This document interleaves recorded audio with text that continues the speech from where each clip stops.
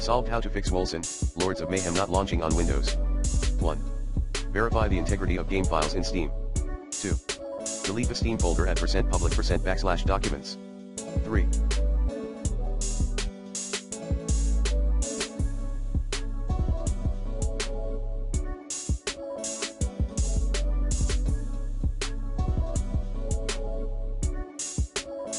Update your graphics driver using the recommended Avast driver updater in this video guide. 4. Run Steam as an administrator.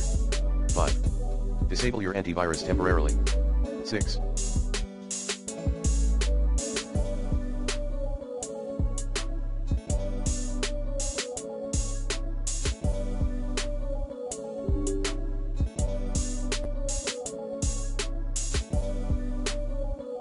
Turn off unnecessary programs via WTM. 7.